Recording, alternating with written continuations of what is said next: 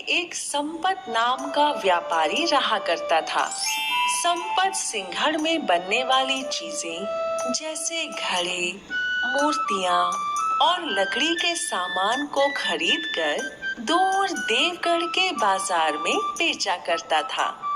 देवगढ़ का बाजार संपत को अच्छा मुनाफा ही दिलवाता था।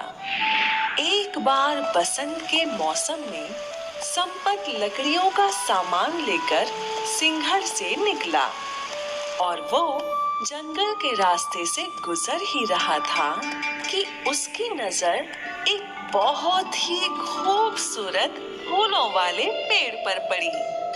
वो पेड़ बहुत बड़ा था और उस पेड़ के पीछे सूरज की किरणें इतनी चमचमा रही थी कि मानो वो पेड़ कोई दिव्य पेड़ हो। ये पेड़ जरूर कोई दिव्य पेड़ है। संपत ने पेड़ को छूकर प्रणाम किया और कहा, हे दिव्य पेड़, मैं तुमसे मन्नत मांगता हूँ कि अगर इस बार मुझे अच्छा मुनाफा हुआ तो मैं तुम्हारे लिए देवगढ़ की मशहूर जलेबियां लाऊंगा। फिर संपत वापस बैलगाड़ी में बैठ गया और वो देवगढ़ की ओर चलने लगा। रास्ते में वो सोचने लगा कि मैंने जो सामान खरीदा है वो कुल 100 रुपए का है और अगर मैं इसे 150 रुपए में बेच सकूं तो मेरा बहुत मुनाफा होगा। ये सब सोच संपत देवगढ़ पहुंच गया और वो एक व्यापारी के पास गया। क्या संपत भाई, आज क्या लाए हो? आज तो मैं लकड़ी का सामान लाया हूँ।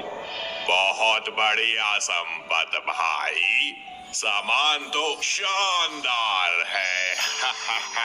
क्या कीमत लोगे सब सामान की, बताओ। भाई मैं क्या बताऊं, अब आप ही बताइए, आप कितना देना चाहेंगे? व्यापारी ने चीजों का निरीक्षण किया। मेरे हिसाब से 200 रुपए सही दाम है इनका। 200 रुपए सुन के संपत तो फूले ही ना समाया। उसने वो सौदा कर लिया और उसे 100 रुपए के सामान के 200 रुपए मिले। और जैसा संपत ने मन्नत मांगी थी, उसने देवगढ़ के मशहूर हलवाई से जलेबियां ले ली। वापसी के समय संपत एक बार फिर उस दिव्य पेड़ के पास रुका और उसने अपना चढ़ावा उस पेड़ के पास ही रख दिया। दुगना मुनाफा कमाकर संपत बहुत खुश था और अब से हर बार देवगढ़ जाने से पहले वो उस दिव्य पेड़ के पास रुककर मन्नत मांगा करता था और जब वो अच्छा सौदा करके लौटता तो वो उस पेड़ को कुछ ना कुछ चढ़ावा भी चढ़ाया करता था। ये सिलसिला कई महीनों तक चलता रहा।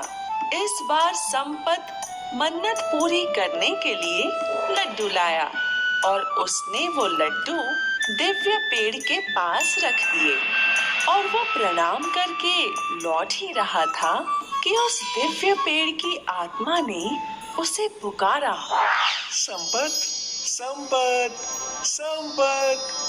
आवाज सुन संपत मुड़ा और पेड़ को बोलता देख उसके सामने प्रणाम करने लगा। हे भगवान, मेरा अंदाजा सही था, ये सच में दिव्य पेड़ है। मुझे साक्षात दर्शन मिले हैं, मैं धन्य हो गया हूँ। संपत, मैं कोई दिव्य पेड़ नहीं हूँ, मैं बस इस पेड़ की आत्मा हूँ। मैंने तुम्हारे लिए कुछ नहीं किया। हुआ उसमें मेरा कोई हाथ नहीं था। तुम मुझे बेवजह मिठाइयाँ चढ़ाते हो, इससे मुझे कोई खुशी नहीं मिलती। बस मुझे चींटियां ही सताती हैं। आज मैं तुमसे बात कर रहा हूँ क्योंकि मुझे तुम्हारे कारण परेशानी झेलनी पड़ रही है। मैं तुम पर खुश नहीं हूँ, बल्कि तुमसे परेशान हूँ।